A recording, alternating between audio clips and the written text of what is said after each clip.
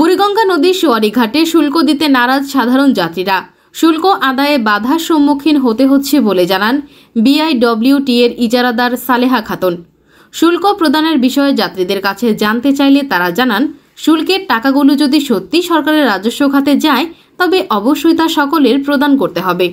আমরা চাই সরকার এটার দিকে সুদৃষ্টি চাপ এবং যেভাবে আমাদের জনগণের সুবিধা হয় সেই ব্যবস্থা করে দিব।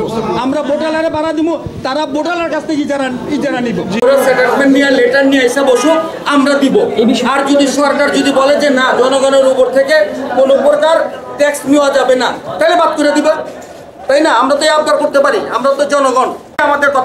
আমাদের কথা হলো যে আমরা সরকারের যে এখনকার সরকারের যে পজিশন যেভাবে আমাদের বলবে আমরা সেটাই করব। আমরা আর কোনো এইভাবে আমরা জুলুম অত্যাচার আমরা চাই না। আমরা চাই না কোনো অরাজকতা। আমরা এখান থেকে যাবো আসবো, যদি বোর্ড থেকে যদি তারা নেয় বোর্ড থেকে নেব, যদি বলে এখান থেকে যে খাজনা দিতে হবে আমরা দিব, কিন্তু বর্তমান সরকারের পারমিশন লাগবে। যদি এটা বৈধ থাকে তাহলে এটা লিমিটভাবে কম করে যতটুকু ওনাদের মানে লস না হয় এটাই করা, আমাদের একটু কমায় দেব। 5 টাকার জায়গা 2 টাকা করে। এই গাড়িটা আমরা পূর্বকালে থেকে গেছি, উনি নিয়ে আইতেছে, উনি কোনো দলেন না। আর বাকি যে এরিয়া সবাই তো দলের, তা আমরা দলের হাতে কিনলে উঠে দিতেছি টাকাটা। আমরা এমনি সরেছে রাষ্ট্রের মধ্যে আমরা 30 বছর ধরে দেখতেছি আমরা উনি গাড়িটা দিতেছি, উনি কোনো দলের না। না না না সব গাড়ি যদি চালু হয় আমরা এটা দিব। ঘাট যখন সরকার, আমরা কি সরকারের লোক, আমরা কি দিব, অসুবিধা নেই। তখন তো সব গাড়ি কম। এ সময় এ বিষয়ে ছাত্ররা তাদের মতামত পোষণ করেন। আমাদের এরিয়ায় যে কয়টা ঘাট আছে, সরিঘাট থেকে নিয়ে একটা মিটফোর্ট ঘাট পর্যন্ত, সদরঘাট পর্যন্ত, এরপর আপনার ওটার কি বলে ফেরিঘাট থেকে নিয়ে ওই যে আগানগর ঘাট পর্যন্ত আমরা প্রত্যেকটা ঘাটে আমরা যাচাই বাছাই করেছি। প্রথমে যখন 5 তারিখে গণ অভ্যুত্থানের পর যখন সবকিছু এলোমেলো, তখন কিন্তু আম জনতা যারা ছিল তারা কিন্তু সবকিছু ভেঙে ফেলছে।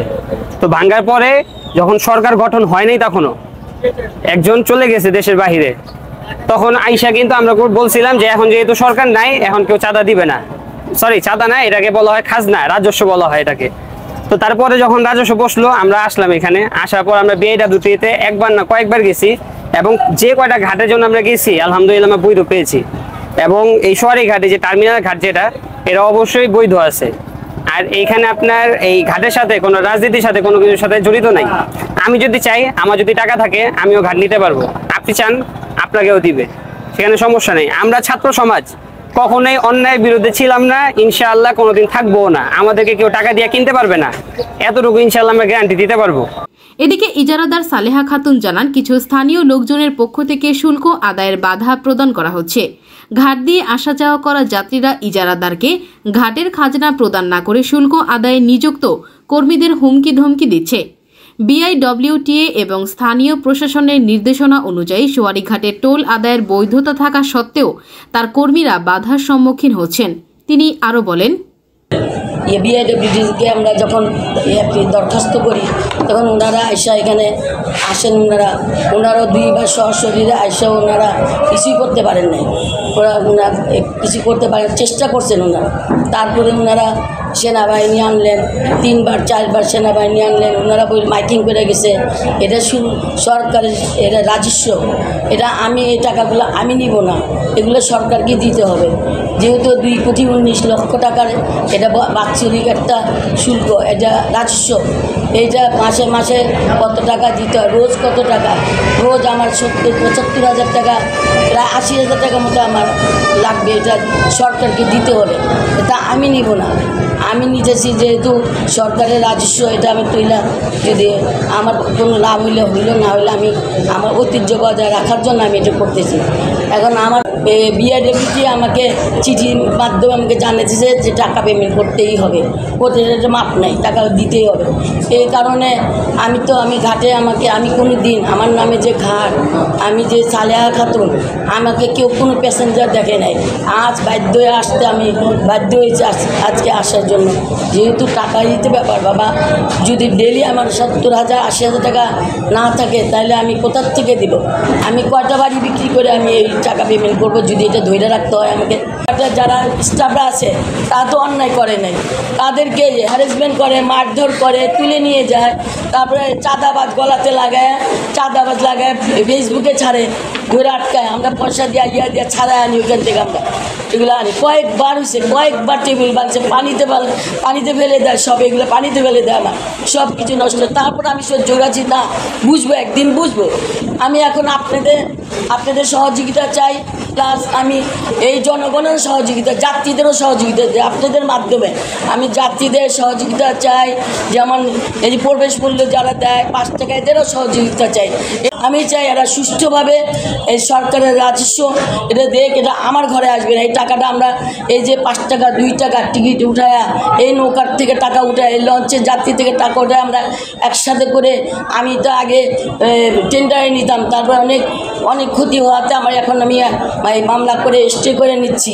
এটা আইনগত ব্যাপার, আমি আইন অনুযায়ী নিয়ম অনুযায়ী আমি ঘাট করতেছি। এখন আমার একটা ঘাট করতে, এই ঘাটটাও বাৎসরিক যা ধরছে আমাকে 2,19,000 টাকা। এটাতে রোজ প্রতিদিন আমার 75,000 টাকা 80,000 টাকা ডলি না উঠলে হয় না। এখানে 5-6 টাকা এরা বাইক টাকা স্টাফরা, এরাও তো একটা মানুষ, এদেরকে হ্যারাসমেন্ট করা তো উচিত না। এগুলো বুঝতে চায় না, এটা বুঝতে হবে, এটা আমার নিজস্ব টাকা না, এটা সরকারের রাজস্ব। এই টাকা তুলে আমাকে সরকারকে দিতে হবে, সরকারের রাজস্ব, এটা সরকারকে দিতে হবে।